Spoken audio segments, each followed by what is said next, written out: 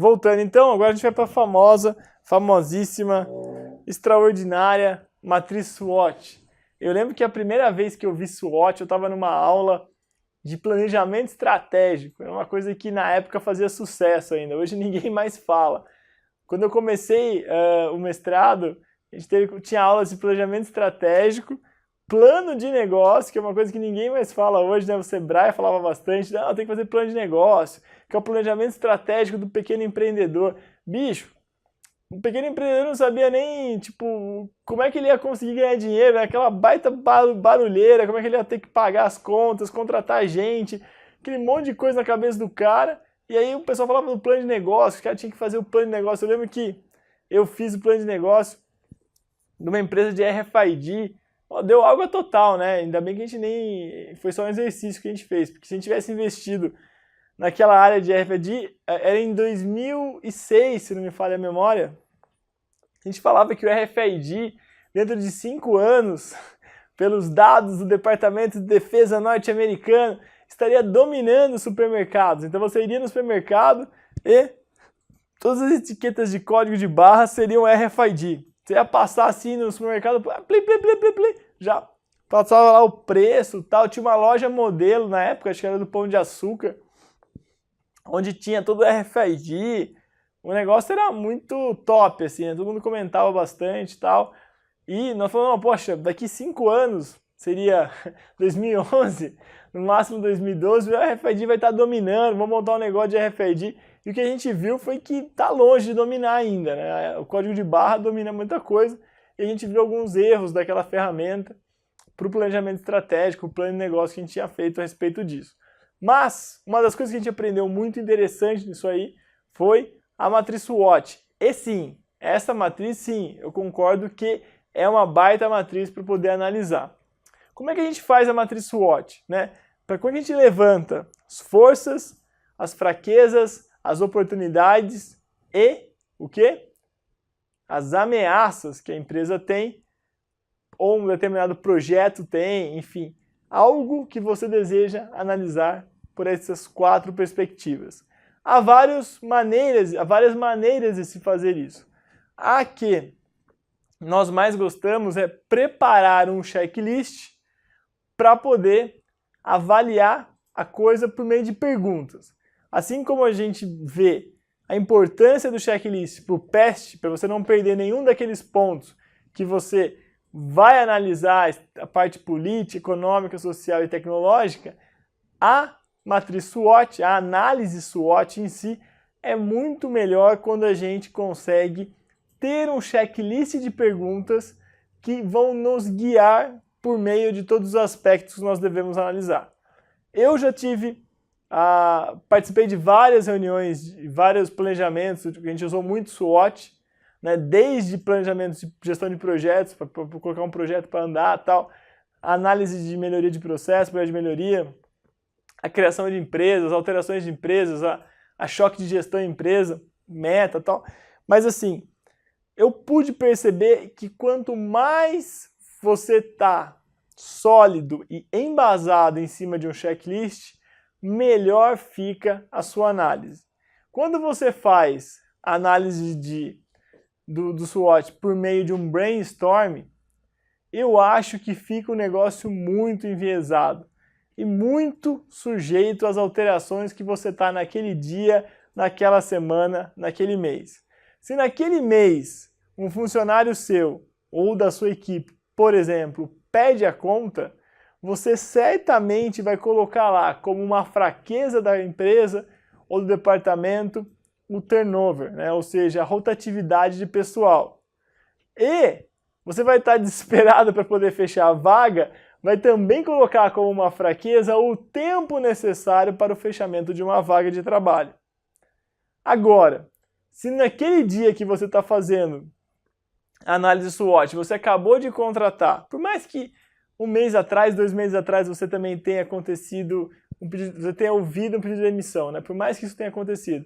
Se há 2 meses atrás aconteceu isso, mas agora, naquela semana, você contratou um cara muito bom, poxa, você vai estar muito contente e vai falar, cara, uma força que a gente tem no nosso time, uma força que a gente tem na nossa equipe de recrutamento e seleção, uma força que a gente tem no nosso baixo turnover. Você acaba tendo um viés ali de confirmação muito grande, né? Você enxerga só aquilo que está ao seu redor, que está próximo a você em ordem temporal ou física. E você acaba deixando de olhar aspectos importantes que podem e devem fazer parte da sua análise. Para poder criar uma maneira de se aplicar a SWOT melhor, mais assertivo e correto, eu sugiro fortemente utilizar esses modelos que vão questionando cada um dos pontos para você ser mais assertivo. No caso que eu preparei para vocês, é um modelo que trata de modelos de negócio, ou seja, um SWOT para você analisar como está seu modelo de negócio. Esse SWOT tem uma origem no Canvas, né, no Business Model Canvas, que é a tela de modelo de negócio, que resume todo o funcionamento da sua empresa, todo o funcionamento estratégico do seu negócio em 9 blocos. Então você tem o bloco dos segmentos clientes que você alimenta, que você fornece. Você tem o fluxo de receita, ou seja, como você recebe. Você tem o canal de relacionamento, né, o relacionamento com o cliente, desculpa. Depois você tem os canais onde você entrega o valor para o seu cliente. Você tem o valor, a proporção de valor está muito clara lá, ou seja, o seu propósito está bem claro, bem nítido. Aí na parte interna que ele comenta, você tem as atividades-chave que você faz, ou seja, os processos-chaves que você entrega para criar o valor para o seu cliente, os recursos-chave, os insumos, né, que você precisa para poder fazer isso, quais são os seus parceiros-chave, que são fornecedores, enfim, quem ajuda você com algum dos itens, seja ele atividade-chave ou recurso-chave necessário para criar o valor, que está bem claro lá, e a estrutura de custo. Então são 9 blocos onde você consegue analisar o seu negócio e ser muito, mas muito mais assertivo nessa análise SWOT que você faz. Então vamos lá? Vamos ver isso? E para enxergar isso, a gente começa com esse slide aqui. Ou seja, onde a gente começa analisando a proposição de valor.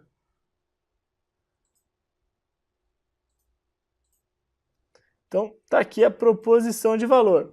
E aí, como eu começo a fazer essa matriz, né, essa análise SWOT? Eu vou lá e me pergunto, poxa, nossa proposição está alinhada com o que quer o cliente? Chama o pessoal inteiro da empresa, o pessoal da área comercial, entrega e tal, um representante de cada área para poder me ajudar. Será que nossa proposição de valor está realmente alinhada com o que é o cliente? Imagina que eu venho aqui e fale para vocês vou vir aqui dar uma aula para vocês de melhoria de processo e começo a encher o quadro de equações que são necessárias apenas na física quântica. E falo para vocês que é super importante vocês aprenderem física quântica para fazer um baita pro de Greenbelt. Você fala assim, peraí, mas eu não estou alinhado com a proposição de valor de aprender física quântica, né, numa sexta-feira à noite para poder fazer um projeto lá na frente. Porque eu não vou, a chance de eu ter que utilizar o arcabouço de física quântica para poder resolver os problemas que eu tenho na empresa são muito pequenos, então não vale a pena a mim estar aprendendo a física quântica para, quem sabe, daqui a chance de 1 em 1 bilhão, sei lá, para você conseguir usar isso na sua empresa. Então você fala aqui, ó, não estamos alinhados, né? Ou seja, o que o cliente deseja não é o que nós estamos oferecendo. Aí você vem aqui e marca um 3. Por quê? Porque aqui eu vou colocando como centro, né, o 0, que eu estou neutro, aí o 1 para cá, 2, 3, 4, 5, conforme eu estou alinhado, conforme eu estou forte nessa proposição de valor, porque a proposição de valor é interna, então a gente analisa forças e fraquezas desse jeito, ou eu começo a ir para o outro lado, onde eu não estou alinhado, a minha proposição não está alinhada com o que o cliente quer. E aí eu tenho uma fraqueza, que é um item interno que não está ajudando. Depois eu vou para a segunda pergunta da análise da proposição, que é: nossa proposição afeta a nossa rede de contatos ou nossa proposição não afeta nossa rede de contatos? Ou seja, a proposição de valor nossa está chegando, né, tá impactando a nossa rede de contatos? Por exemplo, se eu tenho no nosso mailing aqui mais de 10 mil contatos das pessoas que leem nosso site, que leem nosso blog, que veem nossos vídeos, que mandam mensagem pra gente. Quando eu olho aquilo e vejo que elas não estão, que eu não estou conseguindo, eu mando um e-mail marketing para elas, ou eu mando uma newsletter cheia de informação, e ninguém clica, ninguém abre, eu vou estar claramente aqui que eu não estou conseguindo, né, com a minha proposição de valor, o que eu faço de bom na minha cabeça, afetar os meus clientes. Então, eu venho lá e marco mal. Se ao contrário, eu venho e, pô, tô bem. A terceira que nós estamos aqui é a sinergia entre nossos produtos e nossos serviços, ou seja, eu consigo conectar os meus produtos e serviços ou não?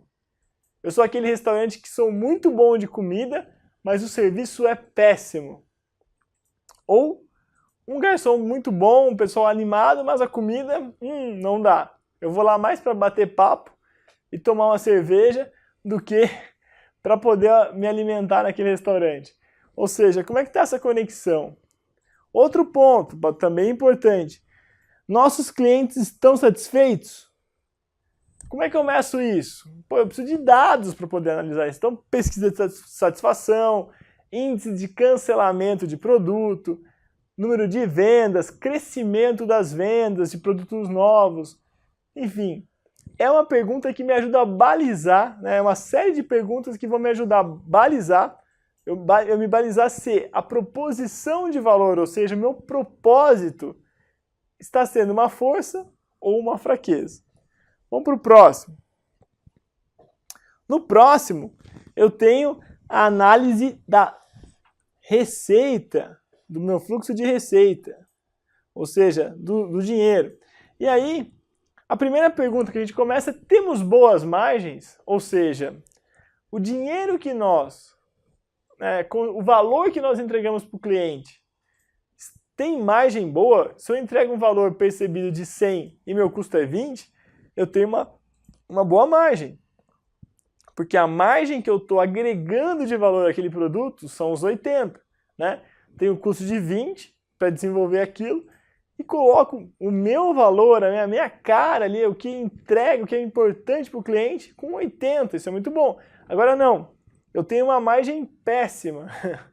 Eu compro... Isso é muito comum, pessoal. A gente tem que tomar muito cuidado com isso, porque às vezes a gente não consegue fazer uma análise de margem da maneira correta. A gente, estou vendendo muito, estou crescendo muito minhas vendas, mas o dinheiro não aparece no final do mês, eu não tenho lucratividade no final do mês. Por quê? Pode ser um problema de margem. Eu vou lá e marco. E por aí vai. A gente coloca, não conseguimos prever nossas receitas. Temos pedidos de compras constantes e recorrentes? Nossas receitas são diversificadas? Temos receitas sustentáveis? Recebemos antes de ter que pagar? Nós cobramos por algo que o cliente está disposto a pagar? Pagamos todo o dinheiro, pegamos todo o dinheiro disponível, ou seja, não sobra dinheiro na mesa? Ou o cliente estaria disposto a pagar ainda mais? É muito importante isso. Fala assim, pô, peraí, estou aqui discutindo, estou cobrando 100, mas o cliente está disposto a pagar 5 mil. Eu lembro uma vez desse ponto que me chama muita atenção. Eu prometo que agora não vai ser o exemplo do unicórnio azul, tá? Do Pegasus azul, do unicórnio cor-de-rosa. Uma vez eu sou um cara que gosta muito de livros e gosto muito de avião. Então, no meu tempo livre, eu dedico a isso aí. Aí, eu estava procurando um livro para comprar, num site de sebo, né, que consolida os sebos do Brasil. Pum, achei um livro lá que era 40 anos de acrobacia, a história de Alberto Bertelli. Era um cara que acho que nasceu em Santos, se não me falha a memória, mas voou durante a vida inteira em Rio Claro. E o cara é uma lenda da acrobacia brasileira, voava com a esquadrilha, voava uma aeronave alemã Bica, era um exímio piloto, o cara era muito bom, né? O PTZ, acho que era PTZ o nome do avião que ele rodava lá em Rio Claro, era uma lenda. E ele escreveu um livro contando um pouco das memórias que ele tinha. Esse livro era um livro tanto quanto difícil de encontrar, porque teve uma tiragem bastante pequena, principalmente da reedição, acho que de 89, se não me falha a memória, que esse livro teve uma tiragem bem pequena, 2.000 exemplares, alguma coisa assim. E, obviamente, acho que tiragem para ficar com os aficionados por acrobacia, por aviação. Então, quando eu olhei lá e vi aquele livro, falei, poxa, maravilha esse livro, é o livro que eu quero. E aí eu olhei o preço do livro. Poxa, o preço do livro R$ 8,00. Falei, cara, R$8,00, muito barato. Aí eu vi um comentário lá, estava escrito assim, olha, livro com rabiscos na primeira página. Falei, cara, ok. Pode ser um rabisco ali, uma coisa que o cara estava escrevendo, mas só na primeira página, por R$8,00 um livro raro desse, vale a pena. Comprei o livro. Qual surpresa foi a minha quando chega na minha residência esse livro? E esse rabisco, o que era? A assinatura, o autógrafo do comandante Rolim, porque ele comprou esse livro e deu para um amigo dele. E, sei lá, seu amigo morreu, alguma coisa aconteceu, e eles venderam esse livro. Eu compro um livro por R$8,00, raro, um dos exemplares raros assim da aviação de acrobacia nacional, contando uma história muito interessante, autografado pelo Rolim, criador da TAM. A hora que eu vi aquilo, eu falei assim, meu Deus do céu! Eu balançava minhas pernas na hora que aquele livro chegou na minha mão. Eu falei assim, eu pagava R$800 por esse livro. Se o cara que vender esse livro pra mim estiver vendo esse curso aqui, ou esse vídeo, eu tô ferrado, né? Ele vai me ligar e falar assim, ó, o vídeo está me devendo R$792. Eu falei, por quê? Você falou que pagava 800, cobrei 8, 1% do valor. E nesse caso, a gente deixou muito valor na mesa. O nosso cliente estava disposto a pagar mais. E uma outra coisa também interessante, né? Todos são interessantes, mas alguns que eu gosto de colocar bastante pitaco é recebemos antes de ter que pagar ou o recebimento vem depois de pagos os custos. Por que é importante isso? Para eu ter o planejamento financeiro. É uma fraqueza muito grande da empresa quando eu pago antes de receber. Por quê? Porque eu estou financiando alguém. Se eu tenho que fazer desencaixes frequentes para poder comprar e demoro, né, o meu recebimento é muito alongado, eu provavelmente vou ter que ou captar dinheiro no mercado, descontando duplicata, cheque, fazendo empréstimo, enfim, todos os meios que vão me custar muito caro, ou eu, sei lá, entro em inadimplência. Isso é muito complicado, então eu tenho que tentar ter um perfil, né, do meu fluxo de caixa importante. E se ele não está correto, eu tenho que apurar isso como uma fraqueza. A minha SWOT do negócio tem que estar mostrando isso. Porque, por exemplo, pode-se discutir grandes projetos para resolver esse problema. A SWOT, só para colocá-la no devido local, é o seguinte, eu estou lá, listei meus propósitos, coletei meus dados, utilizo a SWOT para me dar uma ordem, mas não uma luz sobre o planejamento e os objetivos estratégicos que eu vou ter que fazer para manter minha empresa no passo correto para alcançar minha visão de longo prazo. Por exemplo, se eu tenho como visão importante ter uma meta, né, principal, ter uma lucratividade maior para o acionista, para o cliente e para o próprio colaborador, que é muito importante, eu não posso ter essa operação. Eu só posso ter o desencaixe de comprar e pagar antes de receber, caso eu consiga usar esse dinheiro. Por exemplo, eu vou lá e pago um ano de aluguel, porém consigo uma taxa de 20% de desconto, o que é melhor do que eu manter aquele dinheiro no banco, ou no tesouro direto, alguma coisa de renda fixa que vai me remunerar o dinheiro durante esse tempo. Se eu consigo fazer isso, aí sim, vale a pena isso. O próximo passo, eu vou passar pelos 9, né? A gente vai na base de custos. E depois aqui, da concorrência, dos recursos, né? Então, na parte de custos, primeira pergunta, nossos custos são previsíveis? Pessoal. Previsibilidade de custo, quem é gerente financeiro, analista financeiro ou controller, sabe do que eu estou falando. Não é brincadeira. Previsibilidade de custo é algo complicado. Porque se eu não tiver uma previsibilidade de custo, eu não tenho uma previsibilidade, não, desculpa, eu não tenho um plano para poder fechar esse custo. Então imagina o seguinte, que eu tenho lá como planejamento, né, ter uma receita de X. Né, tenho lá as vendas, tal, eu estou recebendo tal. E aí, a minha previsão de custo é em torno de, sei lá, 20 mil. Maravilha. Aí o que acontece? O custo vai para 40 mil. Como eu vou fazer? Eu vou ter que fazer empréstimos emergenciais, que são os mais caros possíveis, porque o risco é muito alto. Com isso, eu vou ter uma despesa financeira muito grande, ou eu vou sacrificar o fluxo de caixa da empresa, sacrificar as verbas de marketing, as verbas de equipe, enfim, eu vou ter um estouro muito grande na minha análise. Então, ter uma previsibilidade de custos é algo que pode ser uma força ou uma fraqueza. Vocês estão entendendo aqui quando eu falo por que cada um desses pontos vai nos ajudando a fazer um autodiagnóstico importantíssimo da nossa empresa? Quando a gente vai passando ponto a ponto, fica muito, mas muito fácil analisar como eu estou. Né? Não é só uma percepção que pode ser alterada dependendo do meu humor. Não, é uma série de perguntas que, ao respondê-las, eu terei um diagnóstico importante para a minha empresa. Por exemplo, outro ponto, a estrutura de custo está alinhada com o resto do modelo?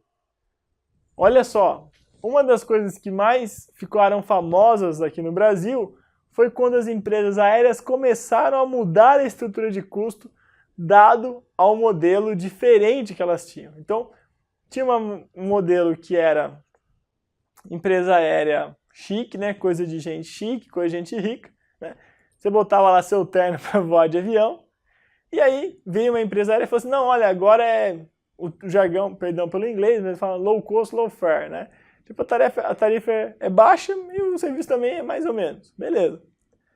Porque falava, você está andando de avião não para poder desfilar ou fazer um status, está andando de avião porque você precisa de um lugar para o outro num tempo rápido. Colocado isso, né, posto isso, a gente consegue analisar o quê? Que a análise do modelo que eles fizeram no início era ter custo baixo, para poder cobrar tarifas baixas. E para ter custo baixo no modelo desse e sobreviver, você não pode ter desperdício. Imagina o seguinte, você vai ter que ter um modelo de avião só, porque as peças de manutenção emergenciais vão estar compartilhadas, então você vai ter uma peça só para toda a sua frota, porque a chance de quebrar mais que uma é muito grande, é muito pequena. Você não precisa treinar a equipe em vários lugares, porque você tem um tipo de aeronave, você treina todo mundo igual. A operação é muito mais padronizada, então você não tem setup, você não tem nada assim muito grande, enfim, reduz muito os seus custos do trabalho. Outra coisa, eu não dou a mala, se o cara quiser levar a mala que não seja de bagagem, de mão, eu vou cobrar, porque eu uso o porão da aeronave para fazer transporte, frete, então eu não quero mala lá, eu não quero ficar preocupado com o serviço de catering, né, que vai lá e busca a mala no avião, leva lá no aeroporto, pagando isso. Você vai reduzindo o custo em todo sentido. Imagina que você está com a empresa assim, você está indo bem. Aí, você resolve, imagina que você é uma empresa, você resolve comprar uma outra empresa falidona. Tá barato, alguém pede para você comprar essa empresa. Vai lá, compra essa empresa, só que ela vem com vários modelos, com uma frota bem diferenciada de aviões. E o que isso impacta para você no primeiro momento? Maior estoque, porque você vai ter que ter várias peças de reposição, porque você tem vários tipos de avião. Maior treinamento, porque você vai ter que treinar muito mais gente, porque você não tem um modelo só, então você vai ter que ter um piloto que é habilitado no avião A, B, C e D, porque a equipe não tem tanta flexibilidade, porque aquele copiloto não pode voar em qualquer avião, ele está só naquele lá. Então, peraí, mas tem um avião aqui para um voo XYZ que está faltando um copiloto. Não pode pegar aquele que está lá de folga? Não, não pode, porque ele não pilota esse avião. Se você tinha lá um avião só, agora, tranquilo. E aí imagine que você comece, por exigência dos outros clientes da outra companhia, a liberar bagagem de mão até 32, bagagem despachada até 32 quilos. Qual é o problema? Todos os custos do catering. Então, quando você soma isso, você mostra claramente que teu modelo não está alinhado com os teus custos. E isso dá o quê? Falência. Então, quando você pega a revista, tá lendo lá o exame, você vê que tem uma companhia aérea que tem um prejuízo de 1 bilhão de reais ou dólar, não me recordo, no ano, poxa, tem alguma coisa muito errada com ela. E não adianta você tentar cortar custos do tipo, vou cortar uma azeitona de cada empada porque eu consigo reduzir, que vai resolver, porque você está tendo 1 bilhão de prejuízo a cada ano. Isso é muito ruim porque você não está alinhado aqui, é uma fraqueza muito grande. Aí uma outra análise é, os nossos custos são enxutos, temos economias de escala, que é muito importante. Aí quando a gente entra em análise de concorrência, né? A concorrência não pode replicar nossos recursos-chave. Aqui é uma análise de recurso. Recurso-chave. Os recursos necessários são previsíveis e os custos são enxutos também, né? Também ele entra um pouco por aqui. Essa questão da concorrência não pode replicar nossos recursos-chave é muito importante. Porque imagina o seguinte, imagina que eu sou uma empresa que tenho como recurso-chave a parte de marketing. Então, o recurso-chave meu é o meu site, é muito bonito, lindo e tal. Outro recurso-chave meu é o conteúdo das interações que eu forneço, do serviço que eu forneço. Uma qualidade boa, uma equipe boa e tal. Imagina que eu estou comprando o recurso-chave de alguma outra empresa. Uma outra empresa me fornece isso. E aí, o que pode acontecer é que meu concorrente vá lá e comece a comprar o mesmo serviço que eu estou comprando. Isso vai, né, me implicar numa baita fraqueza. Porque a concorrência pode facilmente replicar os meus recursos-chave. Então, toda vez que a gente fala em terceirização, a teoria prega que só consigamos terceirizar serviços de suporte, processos de suporte. Então, poxa, contador. É muito comum hoje no Brasil você terceirizar o seu serviço de contabilidade. Porque para qualquer empresa, qualquer não, tem umas empresas que são mais complicadas, mas para a maioria, para a grande maioria, para a maioria esmagadora das empresas, fazer a contabilidade não é um recurso-chave. Você não ganha dinheiro, não entrega a proporção do valor para o seu cliente porque você faz o recurso-chave, se você faz a contabilidade, perdão. Por exemplo, vocês estão assistindo aí, vocês não vão chegar para mim e falar assim, nossa, Virgílio, gostei do serviço do seu contador, por isso que eu comprei o curso de vocês. Nossa, o contador de vocês é muito bom. Eu vi lá, ele, poxa, faz certinho, manda até SPED, mesmo sem precisar, ele faz a escrituração, contábil, vocês são simples, mas ele faz... Não adianta isso. Então, para vocês que estão comprando o curso, isso pouco importa.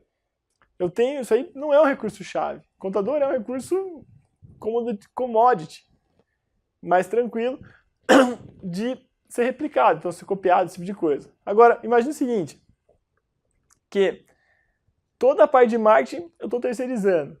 Eu vou lá, viro a chave, meu concorrente vai lá, vira a chave, paga um pouco mais, pega todo o serviço para ele. Qual é a segurança que eu tenho? O recurso-chave. Meu modelo está altamente calcado, minha proporção de valor está altamente calcada nisso aí. Né? Imagina que vocês comprassem o curso da gente, a gente aparece lá a fotinha nossa no site, toda nosso currículo, nossa experiência, você fala, não, peraí, esse menino deve ser bom, tal, vamos comprar. Compra, e tcharam, quando vocês começam a assistir a aula, é uma outra pessoa. Peraí, aquele cara do site lá, com experiência de não sei quantos mil anos lá fazendo isso, um cara com uma baita de uma formação acadêmica, né, professor, cadê o cara? Opa, peraí, cadê o cara? O recurso-chave não existe, eles vão ficar totalmente complicados, né? Então, o recurso-chave, que é essa parte de geração do conteúdo, no nosso caso, é um exemplo, né? Tem que ser nosso, porque se a gente não tem esse recurso-chave, a gente fica terceirizando a tarefa fundamental de uma empresa de educação e treinamento, que é dar aula, que é prestar, produzir a parte EAD, esse tipo de coisa, eu vou estar perdido, porque você vai me ligar e falar assim, peraí, eu vou dar uma prensa lá, mas eu contrato outro. Então, peraí, o que você está fazendo? Qual que é a sua habilidade? Qual é a sua competência? Qual é a sua promoção de valor? É catar professor no mercado, botar uma maquiagem nele e entregar para mim? Se for isso, você não vai mais confiar em mim. Então é uma baita uma fraqueza da minha empresa. Outro exemplo aqui é os recursos necessários são previsíveis, ou seja, eu sei o que eu vou prever, eu sei que eu vou prever bom, né? Eu sei que eu vou precisar, eu prevejo que eu vou precisar ou não, ele é aleatório. E eu vou conseguindo marcar item a item como a gente faz isso. Vamos para o próximo. Desculpa, eu me alongo até um pouco mais porque isso é tão bom, esse SWOT está tanto na nossa alma assim para poder fazer as análises estratégicas dos projetos, que é muito importante a gente discutir isso aí.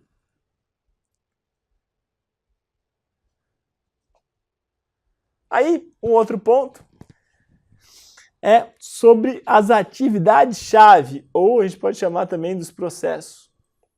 Tá bonita essa letra aqui, tá mais bonita que a do Murilo. Então, nós executamos nossas atividades-chave de maneira eficiente ou nós somos uma empresa desperdiçadora? Que a gente brinca, o neologismo aqui. Né? Atividade-chave tem que ser executada da maneira eficiente. Se não for, há problemas graves, porque são elas, né, que vão garantir as coisas acontecendo. Imagine o seguinte, como eu dei o exemplo para vocês, hoje eu estou de relógio mecânico, então posso dar um exemplo mais claro. Meu relógio, atividade-chave, comentei muito com vocês, o propósito dele é marcar horas. Então ele avisa aqui para mim, olha, a hora agora é... Eu não sei ver a hora no ponteiro, brincadeira. A hora são 8h34. Ele está me avisando, 8h34. Está me falando que hoje é dia 17. Ah, perfeito. Está falando para mim que a hora aqui na Inglaterra, que é o meridiano Greenwich, são 23 horas na Inglaterra. Beleza? Está tudo me avisando aqui. Imagina que ele comece a falhar. Que a atividade-chave que ele faz não seja eficiente. Ele falha de vez em quando. Ou eu paro de dar corda nele, 10 minutos depois a corda acaba. Ele não dá corda automático. Eu não vou comprar. Né? É uma baita de uma fraqueza. Outra coisa. Nessas atividades, nossas atividades chaves, são difíceis de replicar ou são fáceis? Eu preciso muito treinamento para poder replicar a atividade-chave ou é muito tranquilo, é muito fácil? Pessoal, está cheio, mas cheio mesmo, de exemplos, cases que nós conhecemos de empresas que foram para o buraco porque as atividades-chave eram muito fáceis de replicar. As pessoas não trabalhavam na questão da replicação. Por exemplo, se você pegar aqui um refrigerante de cola, né, um refrigerante de cola de uma marca que tem uma parte vermelha, a garrafinha parece um Papai Noel e tem sempre um ursão associado. Eu vou respeitar aqui. É fácil replicar as atividades-chave para poder fazer essa bebida? Provavelmente não, né? Falam que é um dos maiores segredos do mundo, a fórmula dessa bebida. Então ela está protegida. Lógico, tem outras concorrentes, mas ela tem 88% do mercado no Brasil. Então tem outras concorrentes, mas elas não conseguem replicar aquilo. Um outro ponto é a qualidade da execução. É alta ou não? É baixa? Se a gente não tiver uma qualidade de execução no nosso processo, pode ser difícil de replicar, pode ser o que for, mas ele não vai para frente também.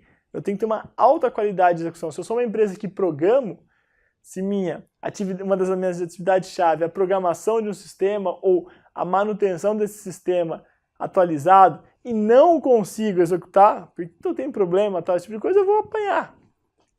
Aí, por último aqui, o balanço entre interno e terceiro é ideal? Ou seja, como a gente discutiu antes dos recursos, como está essa questão de o que está terceirizado e o que é interno, o que é próprio. Eu não estou falando para vocês aqui, fazendo apologia, nem a terceirização total, que sua empresa é você, um WhatsApp, um computador, e o resto é inteiro terceirizado na nuvem, e nem fazendo apologia ao modelo Ford, no qual, como é que era? As fazendas que forneciam couro para o banco do carro, as indústrias siderúrgicas, tudo era dele. É inteiramente verticalizado. Eu acho que tem um meio termo aí, que para cada negócio você vai entender. Imagine que eu terceirizo aqui, faço um balanço, né? A minha atividade, sou um restaurante, a minha execução dessa atividade importante é fazer a comida. Eu terceirizo ela. Você chega lá, o cara fala assim, qual é o menu? Ah, depende, vou perguntar lá pro cara. Como isso acontece, pessoal? Terceirizar uma coisa dessa? Não pode, é uma coisa mais interessante. Aliás, eu já vi acontecendo, não sei se vocês conhecem um restaurante que ele convida chefes de plantão. Vocês já viram esse restaurante? É um restaurante que está lá e ele convida chefes terceiros. Então, cada dia que você vai lá, você come um tipo de comida diferente. Que o chefe manda a necessidade de ingredientes, né? Que ele vai lá, põe os pratos, os preços. Então, o cara aluga, vamos dizer assim. Desculpa, não é aluga. A proporção de valor dele é fornecer um ponto e uma localização boa, né? Um ponto ótimo. Um ambiente muito bom, um serviço de atendimento muito bom e procurar ótimo chefe. A função de valor dele é encontrar o chefe certo para fazer a comida que você deseja. E não o contrário. Não é ter um chefe muito bom que faz aquilo. Ele encontra um chefe para você fazer aquilo. Então você chega lá um dia, tem um festival de chefes italianos. No outro, um festival de chefes especializados em frutos do mar. Aí, no outro, aquela coisa chique lá que eu chamo de culinária molecular. Não sei como é que funciona, nunca comi, mas o pessoal fala que é interessante. Então, ele terceirizou, mas criou uma proposição de valor diferente. Então, o modelo dele é muito peculiar. Outra coisa aqui bastante interessante, esse daqui de parceiros, as perguntas aqui. Então, a gente pergunta assim, temos focos e trabalhamos com parceiros quando necessário? Ou não temos foco nas atividades e trabalhamos com parceiros de maneira insuficiente?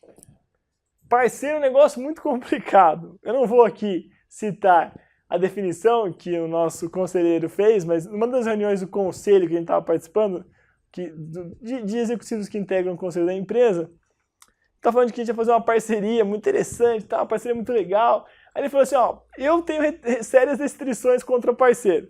Para mim, ou você é cliente, ou você é fornecedor.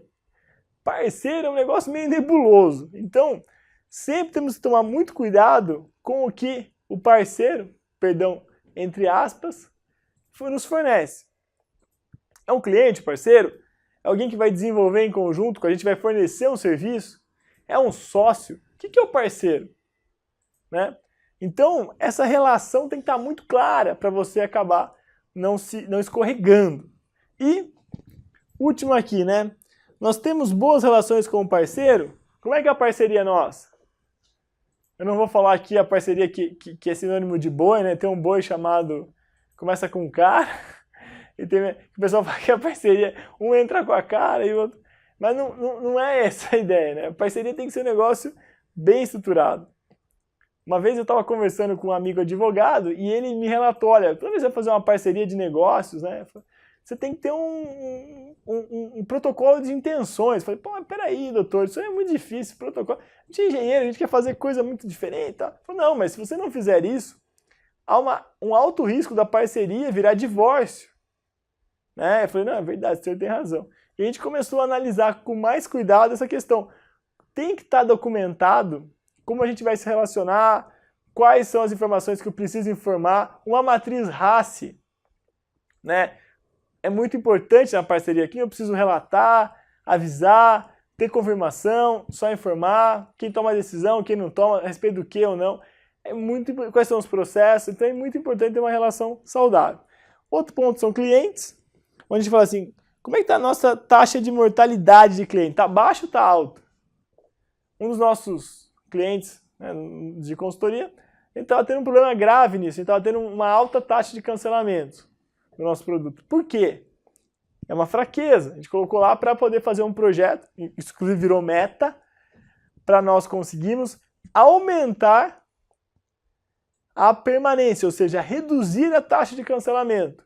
Porque era um ponto que nós identificamos aqui na matriz SWOT e era extremamente importante, porque eu estou perdendo o cliente. Quanto custa? Vocês já devem ter ouvido falar muito desses clichês, né? Esses lugares, clichêsão, mais lugar comum. É o seguinte, quanto custa para nós conquistarmos um cliente e é caro, geralmente. Um cliente custa caro. Eu tenho esforços de marketing, de vendas, interação. É caro conquistar um cliente, mas ele é um bem muito precioso. E quando eu perco esse cliente, eu estou jogando dinheiro fora e estou me queimando. E estou também frustrando alguém que confiou em mim. Então, se eu estou perdendo clientes, eu estou tendo uma taxa de mortalidade nos meus clientes, eu preciso me perguntar, é uma fraqueza muito grande, eu preciso ter um projeto para resolver isso. Outro ponto que você deve analisar ao fazer uma SWOT assim, base bem segmentada, ou seja, eu tenho uma base bem segmentada ou tenho uma base totalmente misturada? Imagina que eu tenha na minha base segmentos. Ou seja, eu preciso saber quem são os gerentes de qualidade, quem são os gerentes de melhoria, gerentes de Lean, gerentes de fábrica, quem são os analistas, quem são os especialistas. Eu preciso segmentar, porque eu preciso entender, olha, isso aqui, essa proposição de valor, por exemplo, não sei se vocês já viram, mas a gente tem no site, vocês podem baixar, a planilha de projetos de melhoria. De onde surgiu essa planilha de projetos de melhoria?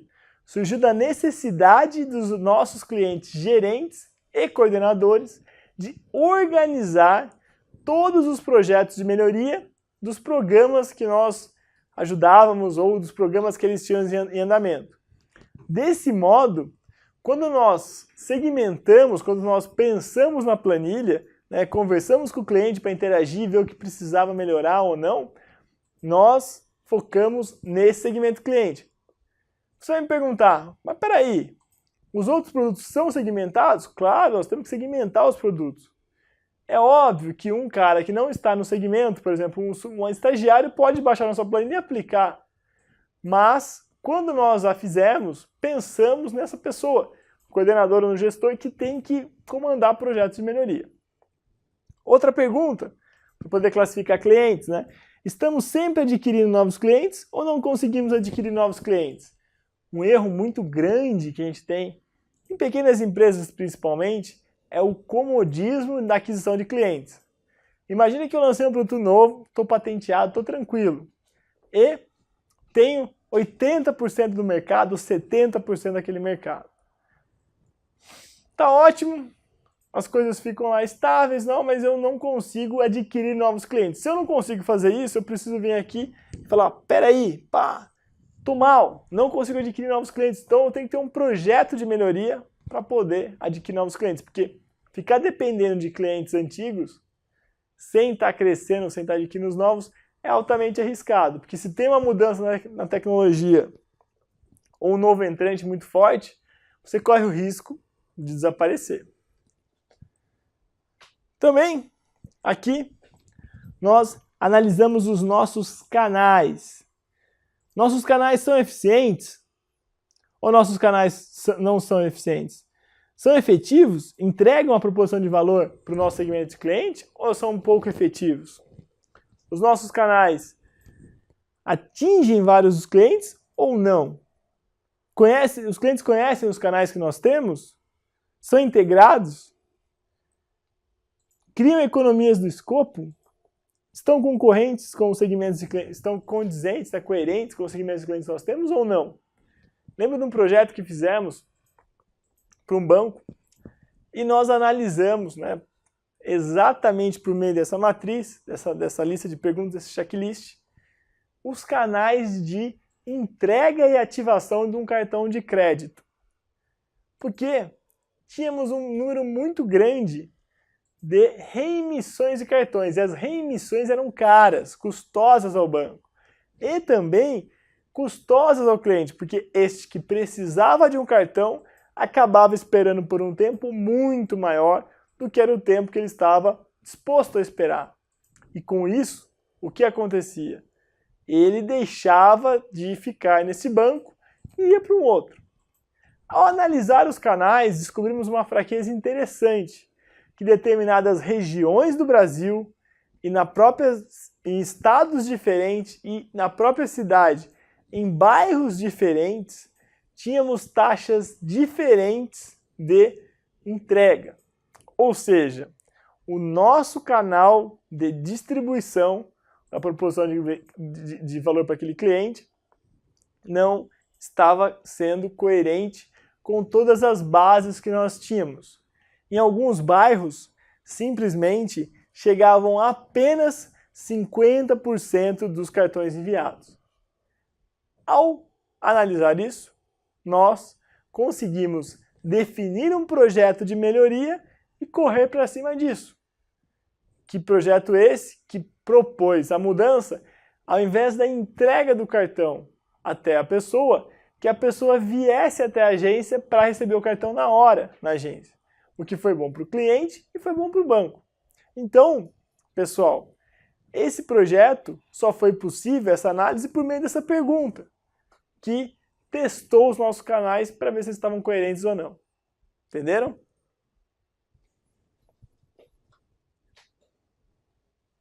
Aí, um outro ponto aqui são nossos custos, né? A gente falou um pouco de custos, são previsíveis, estão enxutos, a gente já comentou um pouco. Aí, saindo da parte interna, nós vamos para a parte externa da empresa. E aí a gente fala de ameaças e oportunidades. Como é que a gente lista isso? A gente fez aqui uma série de perguntas, vocês estão vendo no quadro, uma série de perguntas para você conseguir listar. Então vamos lá. Com os clientes eu posso perguntar, o mercado pode saturar? A concorrência ameaça nosso market share? Clientes é aqui, pessoal. Os nossos clientes, os clientes desistem? Quando vai aumentar a concorrência? Isso é muito legal. O mercado de, a gente estava discutindo isso recentemente, o mercado de cursos EAD, à distância, pode saturar? Pode, mas eu acho pouco provável.